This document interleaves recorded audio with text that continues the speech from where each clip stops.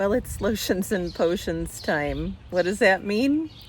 Well, it's when we give a liquid fertilized feed to the plants. This is something that we do about every 7 days. I haven't started it up yet this year, but today's the day that we're going to get it rolling. Let me show you what I typically use. So these are my favorite lotions and potions, as I call them. This one is a seaweed feed, so it's a 242.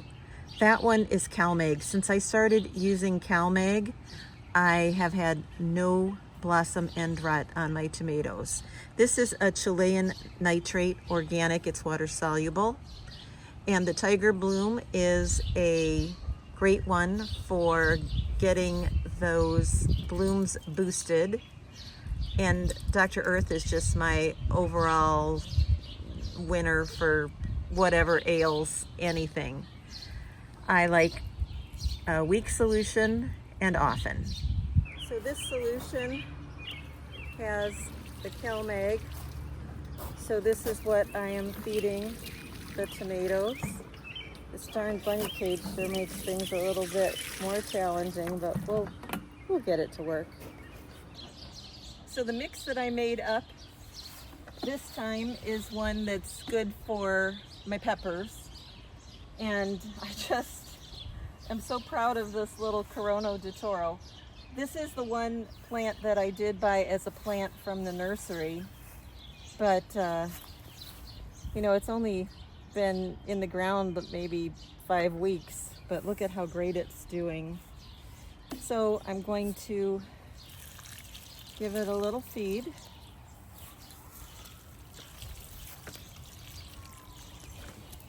I believe those are the Jimmy Nardellos. And this is the Sweet Ingrid.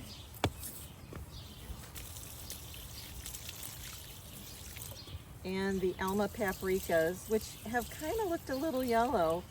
So I'm hoping this will give them a little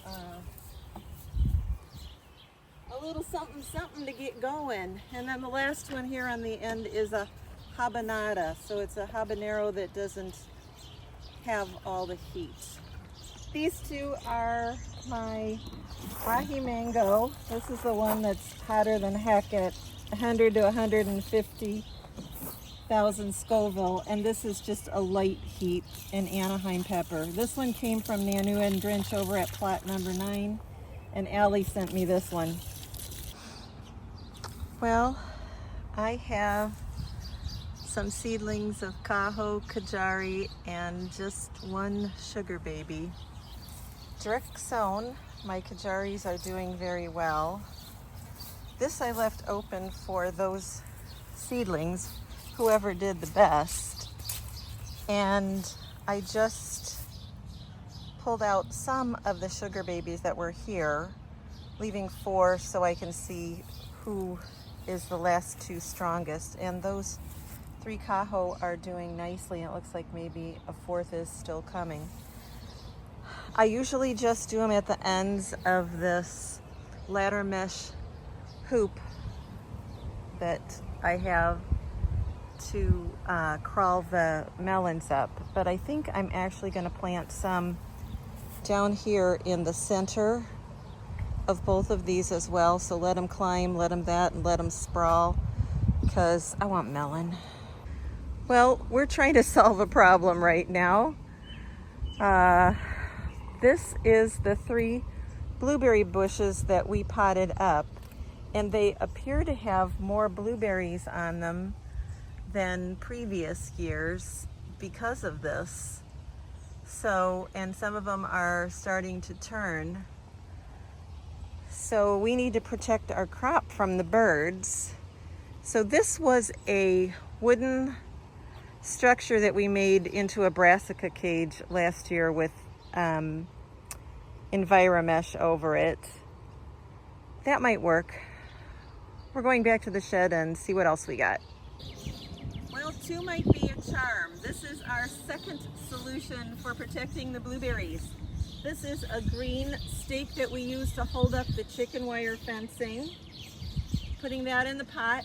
This is some flexible tubing that we had purchased at the big box store. It was near the PVC piping, and it fits nicely over these. So now we have a landing spot for the bird netting. Gonna hold it down with some bricks. We've got walkway now to come in and out of this to check on the various plants we've got in the pots and to pick blueberries, and also good easy access back to the strawberries and blueberries that are in this bed behind me. Well, I think this is definitely the solution. We used clips and landscape staples, and we did not bring it all the way down to the pavers because this was going to work and we wouldn't have the trip hazard of the bricks down on the pavers. Yay! Well, it's time to think about succession. These peas are going to be finishing up here soon, my little Tom Thumbs. We've had enough to enjoy on salads, but they're going to be done. So what I'm going to do is I'm going to take these little basil starts that I've got going on here. I'm going to put them in with the peas, get them both going while the peas are finishing up. So I poked in 5 little Genovese basil starts amid my peas, which are finishing up on that top tier. That'll be great. Easy to pick, no bending. Love it. Well, I have 12 beautiful Marvel of Four Seasons plugs, and I have this tower which has bolting Marvel of Four Seasons. So I'm going to take this out and eat it. I almost hate to do that though, because it's just gorgeous in this little Dollar Tree planter, but needs must. We must succession. My first rose bloom on the new bush, and the Greek gigantes have bloomed. Got a good peek at the cherries under the netting on this little North Star, and they are all ready. So we removed the cover and getting them all picked. Delicious. I need to do what I can to extend the harvest on this lettuce. It's been so delicious, the Paris Island Cos and the red romaine. I did a little outside leaf picking, but now I am going to use these plant holders with 50% shade cloth over the top, held by little binder clips. I'll show you when I'm finished. Well, that'll work. Take some of the heat off these babies and extend their life a little longer. It's going to 90 today. Well, it's been barely a week, and that last man standing cabbage is also dying, even though I put some diatomaceous earth and cinnamon under there to try to kill the ants. So we're going to take this cage out, and it'll make room for another crop. I have plenty of leeks and things to go in. Well, here's that dying cabbage, and as I pull it out, I don't see the large quantity of ants that were there. The diatomaceous earth and cinnamon have eliminated them. There are a lot of roly-poly bugs, also called pill bugs or wood lice, but nothing to explain why this cabbage failed. Those roly-polies typically hit seedlings, not mature plants. Well, I have 3 celeriacs left that I wasn't able to find a home for, so Now that I have an opening, I'm going to put those in.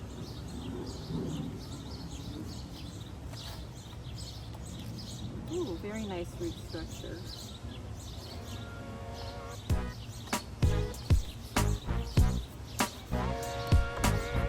Oh, those are doing great.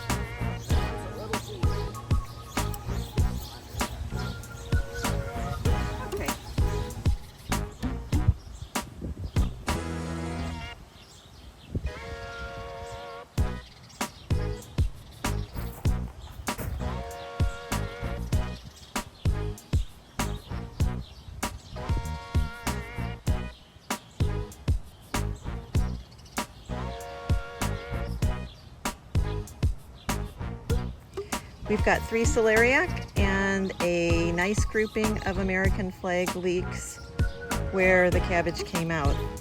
Next job is I think I'm going to get some beans over there. Got to go in and get some seeds. So I really want to give these a try, dragon tongue bush beans. I have several that I'm going to do over the season, but these are the ones I'm quite excited about. Hi, I'm out this afternoon to collect chive seeds. They're ready. Come a little closer and have a look. It's these little black seeds inside the seed head. I'll snip one off and show you. There's all the seeds and they're ready to go. So that's my job for the afternoon. I like to put them in just a grocery bag that I'm reusing and let them dry off a little bit longer before I separate them from the flower head. So today I am eliminating suckers. I mostly use my bare hands to do it, but sometimes I have to use a tool to prune. These herb scissors work good for me. I used to use a paper towel and a little dish of isopropyl alcohol to wipe it in between plants to sterilize. But this year, James Prigioni had a great tip on his channel to put the isopropyl alcohol in a spray bottle and just spray them between plants. Way easier, and I've got 12 plants this year. Well, I got an alert on my phone just now. Record-breaking heat through the end of June. That means most days are going to be above 90 degrees. That's over 32 Celsius. I need more shade cloth. I definitely need more shade cloth. Lots of bolting will be happening. I hope that you are having a good gardening season. And remember, sometimes the only thing we harvest is knowledge, and that's okay. Bye for now. We'll see you on the next one.